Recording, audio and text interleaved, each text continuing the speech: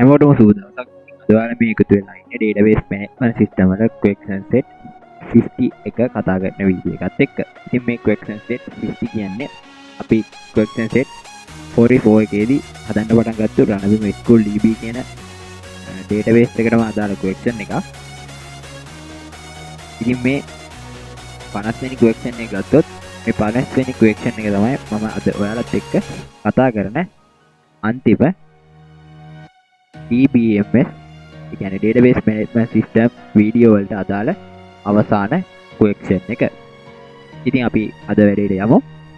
ඉතින් මේ 50 වෙනි question එකේ පළවෙනි question එක විදිහට අපිට කියලා තියෙනවා අපි හදාගත්තු රණබිම MySQL DB කියන backup file එක ආයෙමත් restore කරගන්න.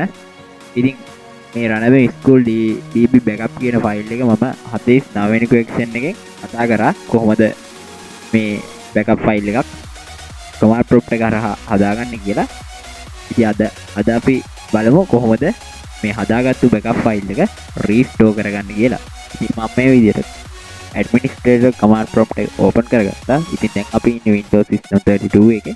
අපි මෙතනදී local disk C එකට එන්න ඕන. ඒක නිසා දැන් මම මෙතනදී cd කියලා දීලා slash mark එක දෙනවා. දීලා dot එකක් දෙනවා. දැන් මේක enter press කරනවා. එතකොට අපි අපේ C එක ඇතුළට එනවා. ඊළඟට අපි යන්න ඕන program file වලට.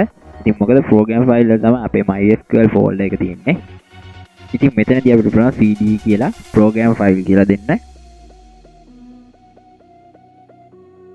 මේ විදිහට program file එකට යන්න කියලා තමයි cd කියන එක කියන්නේ. දැන් program file එකට යමු. දැන් program file වලට ගියා. ඉතින් දැන් අපි ඉන්නේ program file වල. ඉතින් මෙතනදී අපි දැන් යන්න ඕනේ MySQL කියන folder එක ඇතුළට. ඒකට cd කියලා දීලා MySQL කියලා දෙන්න ඕන. දීලා අපි enter key එක press කරගන්නවා. එතකොට අපි program file එකේ MySQL කියන folder එක ඇතුළට එනවා. දැන් අපි යන්න ඕන MySQL server එක ඇතුළට. කියන්නේ MySQL server කියන folder එක ඇතුළට. ඉතින් ඒකට cd කියලා දෙනවා. දීලා MySQL folder එක ඇතුළට යනවා. ඉතින් මේකත් enter කරගන්නවා. දැන් අපි ඉන්නේ MySQL server කියන folder එක ඇතුලේ. ඉතින් දැන් අපි ඊළඟට යන්න ඕන bin කියන file එක ඇතුළට. ඉතින් ඒකට cd කියලා දීලා bin කියලා දෙනවා. ඉතින් දැන් අපි ඉන්නේ bin කියන folder එක ඇතුලේ. ඉතින් මෙතනදී අපි MySQL කියන application එක open කරගන්න ඕන. ඒකට ඉතින් අපි මෙතනදී MySQL කියලා දෙන්න ඕන. ඊළඟට අපි username එක දෙන්න ඕන. මේ විදිහට දෙනවා ඒක. ඉතින් username එක root. ඊළඟට password කියලා දෙන්න ඕන. ඉතින් මෙතනදී password එක දෙන්නේ නැහැ. මේක complete වුණොත් තමයි අපි password එක දෙන්න ඕනේ. ඉතින් මෙතනදී අපි ඊළඟට දෙන්න ඕන අපි restore කරගන්න යන database එකේ name එක. ඉතින් මේකත් මම මේ විදිහට දෙනවා.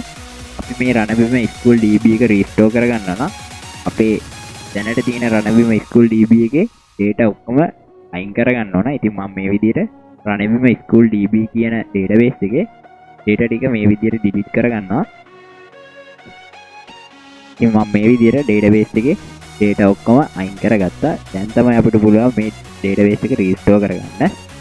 ඉතින් අපි දැන් මෙතනදී gradient mark එක use කරන්න ඕන. ඉතින් gradient mark එක use කරන්නේ restore කරගන්න නිසා. ඉතින් මම ඉස්සෙල්ලා වීඩියෝ එකේදී කිව්වා lower than mark එක use කරන්නේ backup කරද්දී කියලා. ඉතින් දැන් අපි restore කරගන්න නිසා gradient එක use කරනවා මෙතනදී.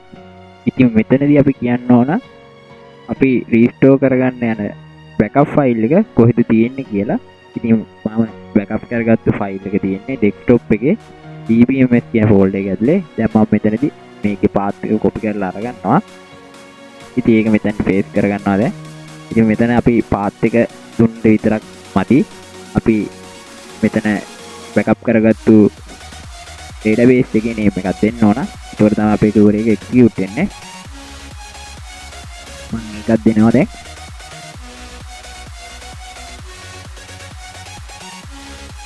ඊළඟට මෙතනදී .sql කියලා දෙන්න ඕන. එහෙම දුන්නා දැන් මම query එක execute කරලා බලමු. දැන් අපේ පාස්වර්ඩ් එක ඉල්ලනවා. ඉතින් පාස්වර්ඩ් එක ඉල්ලනවා කියන්නේ අපේ වැඩේ සාර්ථකයි කියන එක. අපි දැන් පාස්වර්ඩ් එකක් දෙමු මෙතනට. ඉතින් දැන් මම පාස්වර්ඩ් එක දීලා query එක execute කරනවා. ඉතින් අපි දැන් ගිහිල්ලා බලමු අපේ මේ database එක restore වෙලා තියෙනවද කියලා. ඉතින් මම දැන් HediSQL එකට යනවා. ඉතින් මෙතනදී රණබිම school db එකේ data මොකුත්ම නැහැ. දැනට මම මේ database එක refresh කරගන්නවා. ඉතින් refresh කරගත්තාම ඔයගලන්ට බලා ගන්න පුළුවන් වෙන්නේ නැති අපේ data ටික ආයෙමත් ඇවිල්ලා තියෙනවා. ඉතින් දැන් මම ගිහිල්ලා පෙන්නන්න මේ වල data තියෙනවද කියලා. ඉතින් මේ විදිහට අපේ table ටිකක් තියෙනවා. දැන් මම පෙන්නන්න data තියෙනවද කියලා. ඉතින් මේවා ඇතුළට ගියාම ඔයගලන්ට බලා ගන්න පුළුවන් ඉස්සෙල්ලා තිබ්බ විදිහටම මේ data ටික ඔක්කොම හරියට restore වෙලා තියෙනවා. ඉතින් ওই විදිහට තමයි මම අපේ last question එක, ඒ කියන්නේ 50 වෙනි question එක අවසන් කරගත්තේ. මේක තමයි අපේ අවසාන question එක. Thank you හැමෝටම මේ වීඩියෝ එක්ක එකතු වෙලා හිටියට.